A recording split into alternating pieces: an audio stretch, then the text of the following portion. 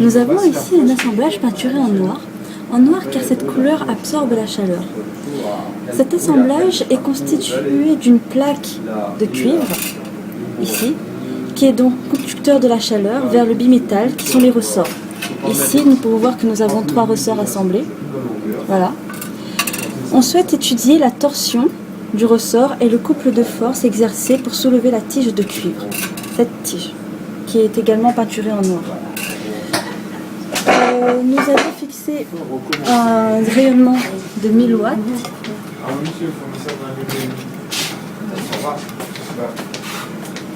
Simulé grâce à une lampe halogène installée à l'intérieur d'une parabole.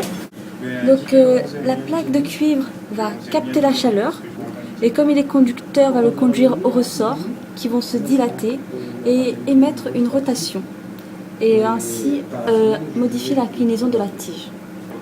Par la suite, grâce à un logiciel de pointage, nous allons étudier l'inclinaison de la tige et l'angle de rotation des ressorts. C'est bon. Nous observons ici la tige qui est en train de monter.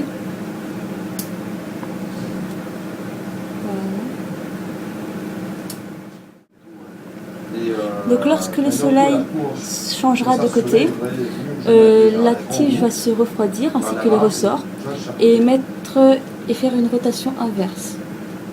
Voilà, comme nous pouvons le voir, la tige revient à sa position initiale.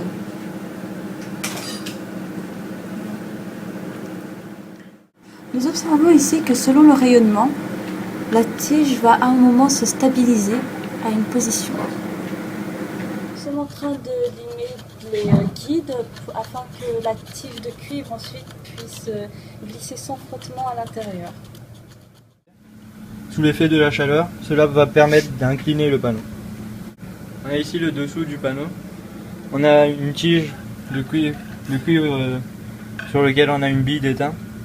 Cela va permettre de coulisser dans le guide et ainsi va pouvoir orienter le panneau. Ce sera de même de l'autre côté, sous l'effet de la chaleur.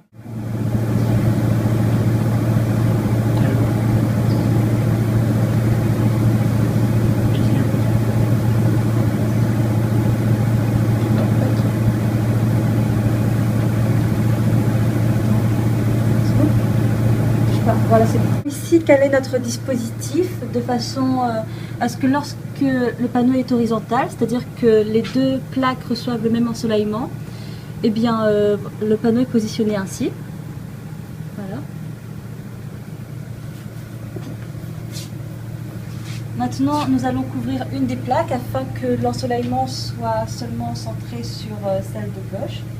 Donc on va simuler le soleil.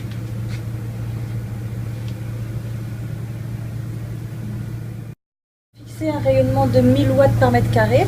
Mon coéquipier va cacher l'une des plaques afin que le rayonnement soit capté que d'un côté.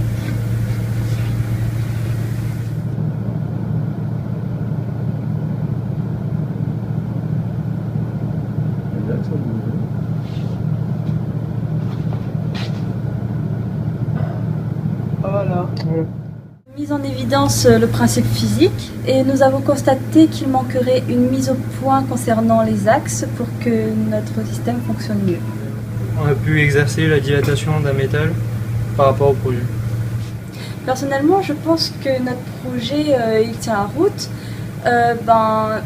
Déjà, l'idée de la dilatation, franchement, c'est quelque chose qui rentre dans le cadre du développement durable. Donc c'est un point à mettre en valeur surtout. Nous avons vu que grâce à la dilatation du métal, cela est faisable. Il y a encore quelques petites choses à améliorer, mais ça va marcher. Et puis voilà.